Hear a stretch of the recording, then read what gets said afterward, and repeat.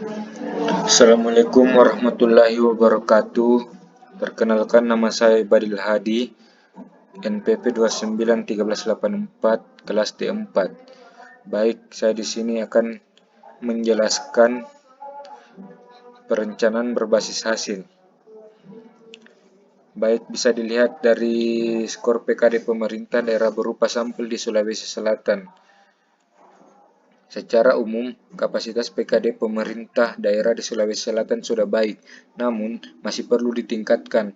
Rata-rata nilai PKD kabupaten atau kota di Sulawesi Selatan adalah 64%. Kabupaten Luwu Timur dan Kota Parepare mencatat nilai yang termasuk tinggi untuk ukuran kabupaten atau kota. Selanjutnya ada tabel skor PKD pemerintah daerah yang disampel di Sulawesi Selatan. Luwu Timur memiliki capaian PKD terbaik dalam bidang pengelolaan kas dan akuntansi dan pelaporan. Kota Parepare memiliki capaian PKD terbaik dalam bidang peraturan perundangan daerah. Baik, ada pula kinerja pemerintah daerah di Kabupaten Bulukumba dalam bidang perencanaan pembangunan. Baik, kita dapat melihat tabel perbandingan realisasi kerja sinkronisasi perencanaan dan pembangunan pemerintahan daerah dari tahun 2016, 2017, dan 2018. Sumbernya yaitu LKJLP Bapeda 2019. Kualitas dokumen perencanaan dan penganggaran masih perlu ditingkatkan untuk daerah Kabupaten Bulukumba sendiri sudah memiliki dokumen RPJMD, Renstra, dan Renjas KPD yang telah mencantumkan program atau kegiatan dengan pagu indikatif dan memperhatikan kendala anggaran.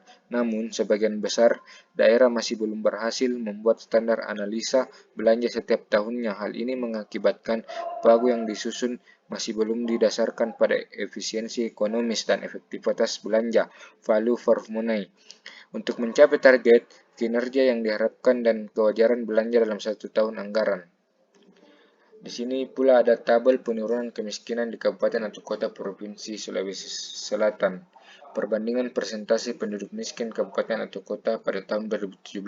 Ditinjau dari aspek kemiskinan penduduk, Kabupaten Bone adalah kabupaten dengan jumlah penduduk miskin terbanyak di Sulawesi Selatan, yaitu sebanyak 76.025 jiwa. Kemudian Kota Makassar dengan jumlah 65,12 jiwa dan Kabupaten Goa dengan jumlah 57,99 jiwa. Adapun isu PKD bidang perencanaan dan MONEF bisa dilihat ada 5 isu-isunya. Isu-isu kedua yaitu isu PKD bidang perencanaan MONEF.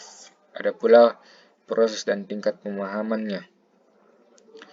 Isu-isu ketiga yaitu isu PKD bidang perencanaan MONEF ada legislatif dan eksekutif. Ada pula arti penting perencanaan. Perencanaan pembangunan akan membantu seluruh komponen bangsa untuk menentukan tindakan masa depan yang tepat melalui urutan prioritas dan dengan memperhitungkan sumber daya yang tersedia. Perencanaan sebagai langkah awal dari pencapaian tujuan akan memberikan arah dan kejelasan tujuan tersebut. Perencanaan sendiri dapat diartikan aktivitas pengawasan, bekerja sesuai prosedur sebab perencanaan sebagai pengawasan. Ada pula kelayakan perencanaan. Perencanaan harus rasional, bukan berdasarkan emosi dan perkiraan yang tidak berdasar. Perencanaan harus melihat dan memperhitungkan seperti tujuan yang relevan, pemilihan dan desain, penjadwalan implementasi, identifikasi masalah-masalah, sumber daya yang akan digunakan, serta kelembagaan. Baik, ada pula perencanaan dimulai dari fakta dan berbasis hasil. Mengapa menekankan pada hasil? Kita bisa menegaskan objektif dari tindakan pemerintah yang biasa disebut know where you are going before you get moving. Dan hasil adalah sesuatu yang menciptakan benefit atau manfaat. Ada pula indikator hasil akan memberitahu ketika sebuah kebijakan atau program sukses dilaksanakan atau tidak. Ada pula 4 langkah pengembangan kerangka hasil. Bisa kita lihat di sini ada kesepakatan tentang hasil, pemilihan indikator kunci untuk memantau hasil, baseline data pada indikator, perencanaan untuk perbaikan. Ada pula isu dalam pemilihan ukuran hasil untuk pemantauan dan evaluasi untuk keperluan perencanaan. Yang pertama, adakah tujuan pembangunan daerah? Yang kedua, apakah janji politik telah dibuat? Yang ketiga, apakah pooling data dari masyarakat dapat menjelaskan sesuatu? Yang keempat, apakah ada kebijakan-kebijakan dengan kekuatan hukum lainnya? Dan yang kelima adalah apakah bantuan pembangunan yang dihubungkan dengan tujuan tertentu? Menentukan hasil. Dari kita bisa lihat dari ada hasil pertanian, anak sekolah drop out, dan minimnya keamanan di waktu malam. Ada pula meningkatkan akses petani ke pasar, intensif bagi keluarga untuk menyelokahkan anaknya. Ada pula meningkatkan keamanan masyarakat. Perencanaan dimulai dari fakta dan berbasis hasil, yaitu ada ukuran hasil diturunkan dari masalah atau isu yang dihadapi. Kita bisa lihat dari kondisi geografis, infrastruktur yang belum memadai, dan kesadaran dan pengetahuan. Ada pula yaitu perlunya perbaikan infrastruktur, sarana dan prasarana, dan perlunya sosialisasi yang menyeluruh bagi masyarakat. Ada pula yang kita perlu ingat kembali, yaitu hasil biasanya tidak dapat secara langsung diukur, hanya dilaporkan. Hasil hanya diharapkan harus diwujudkan dalam bentuk indikator-indikator. Ada pula pemilihan indikator kinerja. Bisa dilihat dari indikator hasil tidaklah sama dengan hasil. Setiap hasil perlu untuk diterjemahkan dalam satu atau beberapa indikator. Dan sebuah indikator hasil mengidentifikasi pengukuran numerik yang dapat memberikan informasi untuk mendeteksi kemajuan atau tidak ada kemajuan ke arah pencapaian hasil yang diinginkan. Ada pula untuk memilih indikator. Sebuah indikator kinerja haruslah atau biasa disingkat CREAM, clear, relevant, economic, adequate, dan monitorable. Memilih indikator ada 4, yaitu kita bisa lihat di sini. Pilih beberapa indikator proyek, pastikan kepentingan dari beberapa stakeholders, relevansi indikator bersifat dinamis, dan memiliki setidaknya ada 3 periode pengukuran sebelum mempertimbangkan untuk indikator Anda. Ada pula pertanyaan, berapa jumlah indikator dikatakan cukup? Jawabannya adalah jumlah minimum yang dapat menjawab pertanyaan ini. Apakah hasil yang diharapkan sudah tercapai? Mengapa menggunakan indikator proksi? Yang pertama yaitu indikator proksi adalah perkiraan yang menjelaskan atau terkait dengan indikator yang ingin kita ukur. Tidak hanya menggunakan indikator proksi, ketika data untuk mengukur langsung indikator tidak tersedia atau tidak dapat dikumpulkan pada waktu yang ada. Bisa kita lihat contohnya jenis atap atau jumlah televisi sebagai ukuran proksi dari meningkatnya pendapatan rumah tangga. Contoh hasil penurunan pada morbiditas anak, indikator-indikator hasil atau bukan.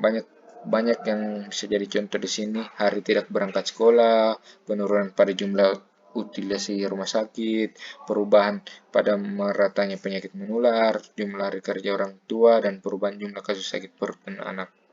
Menggunakan indikator-indikator baku, bisa kita lihat di sini. Sejumlah lembaga pembangunan telah menggunakan indikator-indikator untuk mengikuti tujuan pembangunan termasuk Sustainable Development, UNDP, World Bank, dan IMF. Ada pepatah mengatakan, jika kita tidak tahu di mana kita berada, kita akan mengalami kesulitan untuk menentukan di mana kita pergi. Yaitu dicetuskan oleh Hattori Urban Institute 1999.